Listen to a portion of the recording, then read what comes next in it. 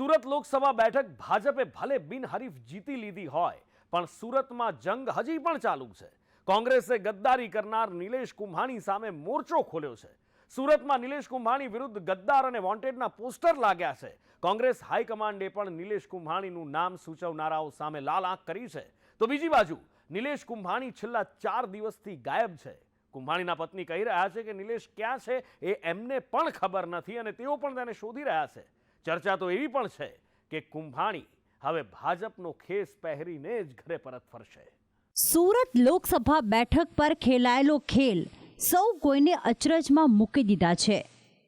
કોંગ્રેસે આરોપ લગાવ્યો છે કે ગદ્દારની મદદથી ભાજપે સુરતમાં લોકશાહીની હત્યા કરી છે, જેને લઈને સુરત કોંગ્રેસે પોતાના જ ઉમેદવાર નિલેશ કુંભાણી સામે મોરચો ખોલી દીધો છે। કુંભાણી છેલ્લા 4 દિવસથી ગાયબ થયા છે, ત્યારે કોંગ્રેસે કુંભાણી વિરુદ્ધ પોસ્ટરબાજી શરૂ કરી છે। એક દિવસ પહેલા કોંગ્રેસના કાર્યકરોએ કુંભાણીના ઘર પર ગદ્દાર અને લોકશાહીના હત્યારાના પોસ્ટર લગાવ્યા હતા। તો આજે સુરત વરાછાના બ્રિજ પર કુંભાણી સામે વોન્ટેડનું પોસ્ટર લાગ્યું। સુરત લોકસભાના કોંગ્રેસના ઉમેદવારનું જ્યાંથી ફોર્મ રદ થયું છે ત્યાંથી ઠેર ઠેર વિરોધ દર્શાવવામાં આવ્યો છે। ત્યારે સુરતના વરાછા ખાતે અત્યારે આ રીતના જે કોંગ્રેસના પૂર્વ કોર્પોરેટર છે તેના પોસ્ટર લગાવવામાં આવ્યું છે। બ્રિજની ઉપર લોકતંત્રના હત્યારો, ગદ્દાર અને વોન્ટેડ જેવા અક્ષરો લખીને અત્યારે આ રીતના પોસ્ટર લગાવીને વિરોધ કરવામાં આવી રહ્યો છે। સાથે જ લખવામાં આવ્યું છે સુરત લોકસભાના 19 લાખ મતદારોનો હકનો સોદો કરનારને ઓળખો, જ્યાં પણ દેખાય તેને સવાલ કરીને સબક શીખારો। આ રીતના અત્યારે પોસ્ટર લગાવવામાં આવી રહ્યા છે। બે જે યુવક છે સાથે જ એક જે છે તે કોંગ્રેસના પૂર્વ કોર્પોરેટર દિનેશ કાચરિયા છે તેના દ્વારા આ રીતના પોસ્ટર લગાવવામાં આવી રહ્યા છે। વાત કરીએ તો છેલ્લા 2 દિવસથી સુરત શહેરમાં દિનેશ કુંભાણીનો વિરોધ થઈ રહ્યો છે।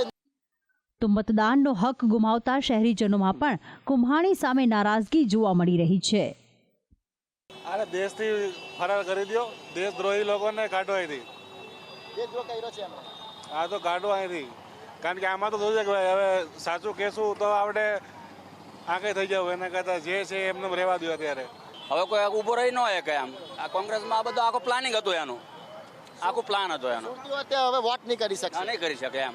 જે આ માણસો પહેલા કરવા માંગતા હતા કે ભાઈ પહેલું વોટિંગ છે, ઉત્સાહ હતો, એ હવે ન રહે ને। લોકસભાની અંદર આવું ન થવું જોઈએ। આ બધાની વચ્ચે સુરતના કોંગ્રેસ કાર્યાલય બહાર મુકાયેલું કુંભાણીનું કટઆઉટ પણ ચર્ચામાં આવ્યું છે। કાર્યાલયના બાંકડા પર કાર્યકરોએ કટઆઉટ આડું બાંધીને પોતાનો રોષ વ્યક્ત કર્યો છે। સુરત લોકસભાનું રિઝલ્ટ આવી ગયું છે। ભારતીય જનતા પાર્ટીના મુખ્ય દલાલ બિનહરીફ ચૂંટાઈ ગયા છે। વ્યવહારિક છે કે હવે આચારસંહિતા પણ હટી ગઈ છે સુરત લોકસભાની વાત કરીએ તો, પરંતુ સુરત કોંગ્રેસ કાર્યાલય બંધ દેખાઈ રહી છે। અહીંયા જાલી પડી ગઈ છે, તમારી સામે છે કે બારણા બંધ છે, કોઈની અવર જવર નથી। અને અચાનક જ આપણે જ્યાં ધ્યાન આપીશું તો ત્યાં તમને દેખાશે આ નિલેશ કુંભાણી જેને આપણે શોધી રહ્યા છે તે તો અહીંયા છે, એમને તો બાંધી દેવામાં આવ્યા છે। આ તમને દેખાશે કોંગ્રેસના ખેસથી જ એમને બાકડા સાથે બાંધી દેવામાં આવ્યા છે। નિલેશ કુંભાણીનું કટઆઉટ દેખાઈ રહ્યું છે અહીંયા, અને એકદમ બાઅદબ એમને સોડાઈ દેવામાં આવ્યા છે। એક બાકડો છે એના પર આરામથી સૂઈ રહ્યા છે। એ દર્શાવે છે કે કોંગ્રેસના અંદર હતાશ કેટલા છે લોકો, અને નિલેશ કુંભાણી ભાગી ગયા છે, મળતા નથી। તેને ધ્યાનમાં રાખીને આ કટઆઉટને જે અહીંયા બાંધી દેવામાં આવ્યું છે અને મૂકી રાખવામાં આવ્યું છે। આ બધાની વચ્ચે કુંભાણી ક્યાં છે તેનો પત્તો લાગ્યો નથી। કોઈ કહે છે કે કુંભાણી મુંબઈમાં છે, તો કોઈ કહે છે કે કુંભાણી ગોવામાં છે, તો કોઈ કહે છે કે કુંભાણી પોતાના વતન અમરેલી જતા રહ્યા છે। કુંભાણીના સુરત સ્થિત નિવાસ સ્થાને આજે તેમના પત્ની મળી આવ્યા હતા, જેમણે પહેલા તો વાત કરવાની જ ના પાડી દીધી હતી।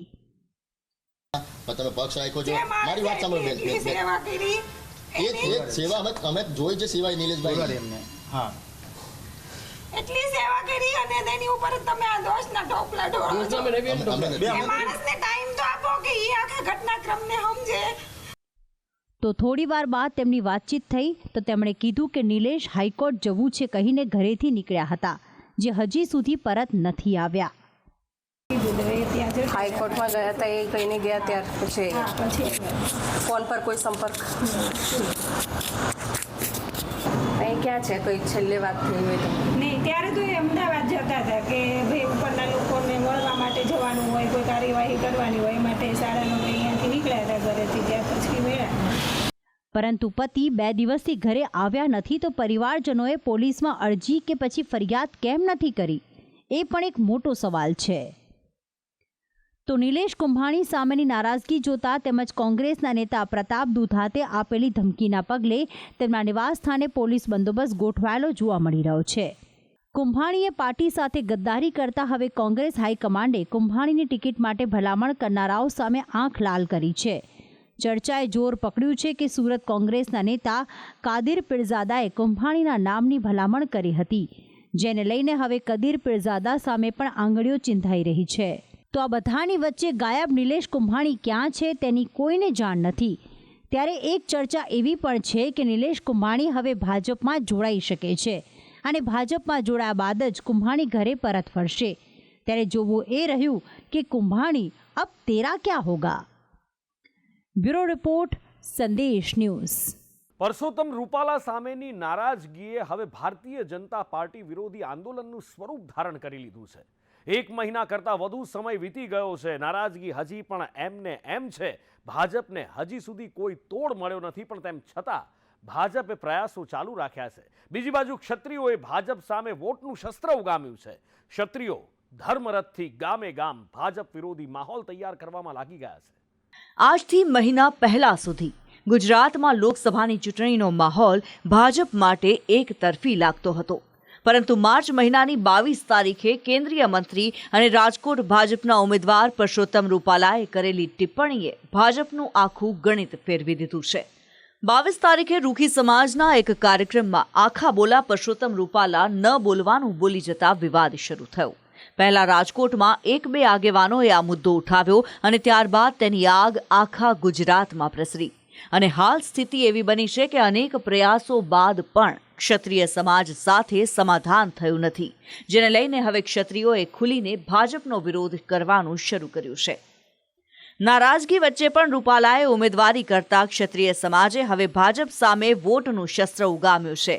એક બાજુ ગામે ગામે ક્ષત્રિય સમાજના યુવાનો વિરોધના વિવિધ કાર્યક્રમો આપી રહ્યા છે, તો બીજી બાજુ ક્ષત્રિય સમાજના 92 જેટલી સંસ્થાના ટેકાથી બનાવેલી સંકલન સમિતિએ ધર્મરથ અને પ્રતીક ઉપવાસનો સહારો લીધો છે. ગામે ગામે ચાલી રહેલા વિરોધની વાત કરીએ તો ક્ષત્રિય સમાજ દ્વારા રૂપાલા મુદ્દે અન્ય ભાજપ ઉમેદવારોનો વિરોધ શરૂ થયો છે. જામનગરમાં ગઈકાલે જામજોધપુરમાં પૂનમ માડમના રોડ શોમાં ક્ષત્રિય સમાજના યુવાનોએ નારા લગાવી વિરોધ કર્યો હતો, પરંતુ સ્થિતિ વણસી જવાના ડરે પોલીસે વિરોધ કરી રહેલા ક્ષત્રિયોની અટકાયત કરી હતી. વડોદરાના સાવલીમાં ભાજપના ચૂંટણીલક્ષી કાર્યાલયના ઉદ્ઘાટન સમારોહમાં પણ વિવાદ થયો. ક્ષત્રિય યુવાન કાર્યાલયે વિરોધ કરવા જતા પોલીસે તેમની અટકાયત કરી. જ્યારે છોટાઉદેપુરના સંખેડાના વાસણા જલારામ મંદિરમાં ક્ષત્રિયોએ ભાજપ વિરુદ્ધ મતદાન કરવાના શપથ લીધા હતા. મારી ગુરુદેવી ના સ્વાગત થઈને પ્રતિજ્ઞા લઉં છું કે હું અમારી સંકલન સમિતિ ની વિનંતી મુજબ ભારતીય જનતા પાર્ટી ની વિરુદ્ધમાં મતદાન કરીશું. ભારતીય જનતા પાર્ટી વિરુદ્ધ મતદાન કરાવીશું. જય ભવાની. આ બધા વચ્ચે ક્ષત્રિય સમાજના ધર્મરથ પણ ગામે ગામ ફરી રહ્યા છે. ગઈકાલે કચ્છ, રાજકોટ, દ્વારકા, સુરેન્દ્રનગરમાં ધર્મરથનો પ્રારંભ થયો હતો. તો આજે ભાવનગરના સિહોર, મોરબીના ટંકારા, શક્તિપીઠ અંબાજી અને મહીસાગરના ફાગવેલ ભાતીજી મહારાજના મંદિરથી ધર્મરથ નીકળ્યા હતા. જે રૂપાલા સાહેબ એ વાણી વિલાસ કર્યો હતો, અભદ્ર ટિપ્પણી કરી હતી, એના વિરુદ્ધમાં અમે બધા સમાજ એકજૂથ થઈ અને તેમની ઉમેદવારી ફોર્મ એ રદ થાય એવું અમારી માંગણી હતી. પરંતુ અમારી માંગણી પૂરી ન થતાં હવે અમે આ લડાઈ ભાજપ સાથે લડી રહ્યા છીએ અને ક્યાંક ને ક્યાંક આનું પરિણામ છે એ લાંબા ગાળે ઘણી બધું નુકસાન કરશે. તો બીજી બાજુ ભાજપ ખાલી તમાશો જોઈ રહી છે તેવું નથી. ભાજપે પણ આ વિવાદમાં કોઈ સમાધાન નીકળે તે માટે ઘણા પ્રયત્નો કર્યા હતા અને હજીએ તેમના પ્રયત્નો ચાલુ છે. ડેમેજ કંટ્રોલ માટે કોણે કોણે મહેનત કરી તેની વાત કરીએ તો ગુજરાત ભાજપના પ્રદેશ પ્રમુખ CR પાટીલે રૂપાલા વતીથી 2 હાથ જોડીને માફી માંગી હતી, તો મુખ્યમંત્રી ભૂપેન્દ્ર પટેલે 15 એપ્રિલના રોજ પોતાના નિવાસ સ્થાને મોડી રાત્રે બેઠકોનો ધમધમાટ ચલાવ્યો હતો, જ્યારે ભાજપના ક્ષત્રિય આગેવાન મંત્રી બળવંતસિંહ રાજપૂત, ભૂપેન્દ્રસિંહ ચુડાસમા, પ્રદીપસિંહ જાડેજા સહિતના આગેવાનોએ સંકલન સમિતિ સાથે સમાધાન માટે બેઠક યોજી હતી, પરંતુ ક્ષત્રિય સમાજ રૂપાલાની ટિકિટ રદ કરવાની માંગ પર અડગ છે, જેને લઈને હવે રાજ્યના ગૃહમંત્રી હર્ષ સંઘવી અને સંગઠન મહામંત્રી રત્નાકર પરસેવો પાડી રહ્યા છે. હર્ષ સંઘવી અને મહામંત્રી રત્નાકરે 5-6 જિલ્લામાં ક્ષત્રિય સમાજના આગેવાનો સાથે બંધ બારણે બેઠકો યોજી હતી અને હજીએ તેમની બેઠકોનો ધમધમાટ ચાલુ છે. નેતાઓ જઈ રહ્યા છે, મનામણા માટે મથી રહ્યા છે, પણ દરબારો છે કે જે ટસના મસ નથી થતા. સૂત્રો કહી રહ્યા છે કે ભાજપની વિચારધારા સાથે જોડાયેલા ક્ષત્રિય નેતાઓ પણ સમાજ વચ્ચે ખુલીને ભાજપના સમર્થનની વાત નથી કરતા. રાજપૂતનો ટેગ લાગે એનાથી બચીને ચાલી રહ્યા છે અને એ જ કારણ છે કે સાબરકાંઠામાં ગૃહરાજ્યમંત્રી હર્ષ સંઘવીએ હોટલમાં બોલાવેલી બેઠકમાં ક્ષત્રિયોએ પાણી પણ ન પીધું. બીજી બાજુ ભાવનગરમાં મળેલી બેઠક ચર્ચામાં આવી છે, કારણ કે આ બેઠકમાં કેટલાક નેતાઓને ન બોલાવતા ભાજપ નેતા ભૂપેન્દ્રસિંહ ચુડાસમાને રજૂઆત કરવામાં આવી હતી. આ બધા વચ્ચે ભાજપના પ્રદેશ પ્રમુખ CR પાટીલે ડેમેજ કંટ્રોલ માટે દક્ષિણ ગુજરાતના ક્ષત્રિય આગેવાનો સાથે બેઠક યોજી હતી, જે બાદ ક્ષત્રિય સમાજે ભાજપને ટેકો આપ્યો છે, પરંતુ રૂપાલાને માફી નથી આપી. બેઠક બાદ પાટીલે ક્ષત્રિય સમાજને માફી આપવા વિનંતી કરી હતી. રાજકોટના ઉમેદવાર કેન્દ્ર સરકારના મંત્રી શ્રી પરસોત્તમભાઈ રૂપાલા સાહેબે જે નિવેદન કરવાને કારણે આખા ગુજરાતના ક્ષત્રિય સમાજમાં એક રોષનું વાતાવરણ છે. સ્વાભાવિક છે, અમને હર્ટ થયું છે અને એના કારણે આજે જે લગભગ 108 ક્ષત્રિય સમાજના આગેવાનો દક્ષિણ ગુજરાતના અહીંયા આવ્યા છે, એ પણ રાજકોટના જે સંમેલનમાં હાજરી એમણે પણ આપી હતી, પરંતુ એમનું સ્પષ્ટ માનવું છે કે આ જે જવાબદારી કે જે રોષ છે એમનો રૂપાલા સાહેબની સામે છે.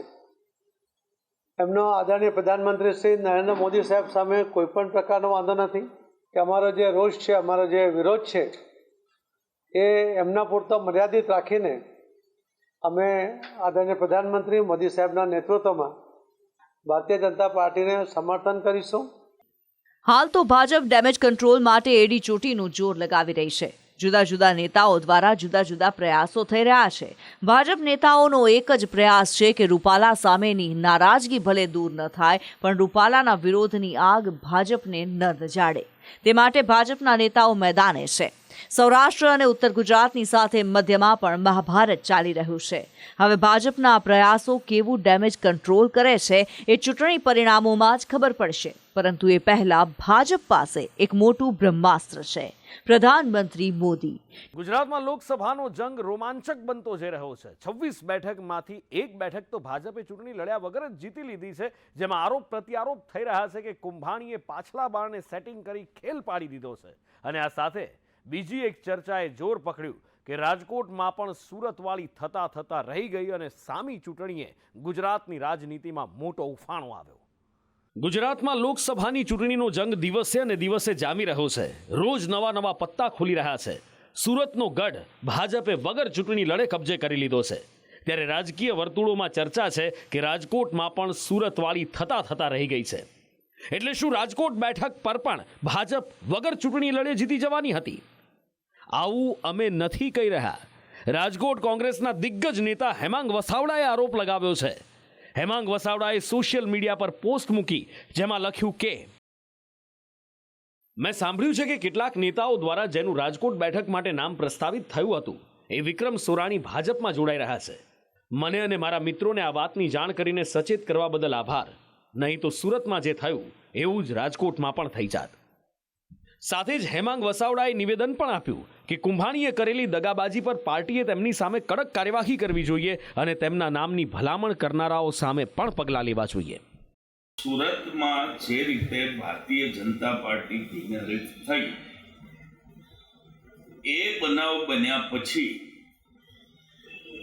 કોંગ્રેસ પક્ષ તરફથી નિલેશ કુંભાણીને આજે 72 કલાક વીતી ગયા છતાં પક્ષમાંથી આજીવન સસ્પેન્ડ કરવામાં આવ્યા નથી, ડિસમિસ કરવામાં આવ્યા નથી. નિલેશ કુંભાણીને જે ટિકિટ આપવાની ભલામણ કરનાર નેતાઓ છે એની પણ તપાસ થવી જોઈએ અને એ લોકો સામે પણ પગલાં લેવાવા જોઈએ, કારણ કે જે બનાવ બન્યો છે એમાં સુરતમાં કોંગ્રેસની હત્યા થઈ છે.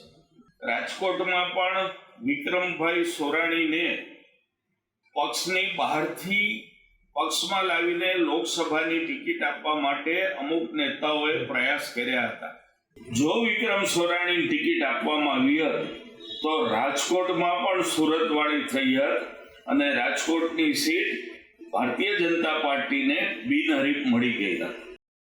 રાજકોટ બેઠકના ભાજપના ઉમેદવાર પરસોત્તમ રૂપાલાના રાજા રજવાડાઓ વાળા નિવેદન પછી ક્ષત્રિય સમાજ તેમની સામે આક્રોશે ભરાયો છે. કોંગ્રેસ દ્વારા ભાજપ સામેની નારાજગીનો ફાયદો લેવા જાયન્ટ કિલર પરેશ ધાનાણીને મેદાનમાં ઉતારવામાં આવ્યા છે.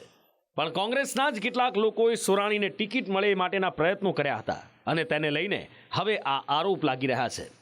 બીજી બાજુ રાજકોટ કોંગ્રેસના બીજા એક નેતા વશરામ સાગઠિયાએ વસાવડાના આરોપો નકારી કાઢ્યા છે અને કહ્યું છે કે રાજકોટમાં સુરતવાળી શક્ય નથી. રાજકોટના નેતા અને પ્રજા બંને સમજુ છે. ટિકિટ માટે કોઈ પણ દાવેદારી કરી શકે છે. સુરત જેવી ઘટના બનાવવા કોઈ શક્ય જ નથી, શક્યતાઓ નથી. વિક્રમ રાજકોટની પ્રજાને જાણે છે, રાજકોટના આગેવાનોને જાણે છે, એટલી શક્યતા નથી. વાત રહી બીજી, ટિકિટ માગવાનો અધિકાર બધાનો છે, નક્કી અંતે હાઈકમાન્ડે કરવાનું હોય છે. લોબિંગ પણ થતી હોય છે, ટિકિટો માગે ફલાણાભાઈની વાતો કરતા હોય, ફલાણાભાઈ એ વાતો પણ થતી હોય. લોકશાહી છે. આ ભાજપ જે સરમુખ અત્યારશાહી તો છે નહીં કે ઉપરથી નામ આવે એ જ હલાવવાનું. જેમ કે રાજકોટમાં અત્યારે ધરાહાર ઠોકી બેસાડ્યું એમ. રાજકોટ ભાજપ સખત ભાજપ નારાજ છે, એ આપ જોવો છો. લીડરો નારાજ એ પણ જોવો છો. આપણે એની વાત નથી કરી, પરંતુ આની જો આ વાત કરતા હોય તો સુરત જેવી ઘટના અહીંયા બને નહીં. એટલે ખોટી કોઈ વાહિયાત વાતો કરતા હોય તો એનો કોઈ અર્થ નથી. તો ભાજપે પણ હેમાંગ વસાવડાના આરોપો નકાર્યા છે. ભાજપ નેતા રાજુ ધ્રુવે આરોપ લગાવ્યો છે કે ડૂબતી કોંગ્રેસ પાસે હવે કહેવા માટે કંઈ નથી, એટલે ખોટા આરોપો લગાવે છે. વિક્રમ સોરાણી કોઈ પાર્ટી સાથે જોડાતા પહેલા એક સામાજિક આગેવાન છે. વિક્રમ સોરાણીની વાત કરે તો એ સામાજિક આગેવાન છે, એ એમનો અધિકાર છે એમને ક્યાં જવું શું કરવું. પરંતુ એક આમ કહી શકીએ કે આવી વાતો કરી અને રાજકોટ અંગે જોડવું, મને લાગે છે કે કોંગ્રેસ ક્યાંય પોતાની જાતને સક્ષમ રાખી શકી નથી. પોતે પક્ષ એનું રાષ્ટ્રીય નેતૃત્વ પણ આ જ પ્રકારની વાતો કરી રહ્યું છે. ત્યારે એમ કહી શકીએ કે બેબાકડી થયેલી કોંગ્રેસ અને એના નેતાઓ પોતાના દોષનો ટોપલો અન્ય પર ઢોળી રહ્યા છે. ભાજપ અને રાજકોટ કોંગ્રેસના કેટલાક આગેવાનોએ હેમાંગ વસાવડાના આરોપો નકાર્યા છે. પણ એક બાજુ ચર્ચા છે કે વિક્રમ સોરાણી ટૂંક સમયમાં ભાજપમાં જોડાઈ શકે છે અને તેમણે કોંગ્રેસમાંથી ટિકિટ માટે દાવેદારી કરી હતી. ત્યારે સમીકરણો જોતા હેમાંગ વસાવડા કહી રહ્યા છે એ શક્યતાને પણ નકારી શકાય એમ તો નથી જ. કહેવાય છે કે રાજકારણ અનિશ્ચિતતાનો ખેલ છે. ક્યારે શું થાય એ કહી શકાતું નથી. ત્યારે રાજકોટમાં સુરતવાળીની ચર્ચાએ જોર પકડ્યું છે. હાલ તો વિક્રમ સોરાણી ભાજપમાં નથી જોડાયા અને સોરાણીને ટિકિટ પણ નથી મળી, જેને લઈને કોંગ્રેસને એક રીતે જુઓ તો મોટી રાહત મળી છે. બ્યુરો રિપોર્ટ, સંદેશ ન્યૂઝ.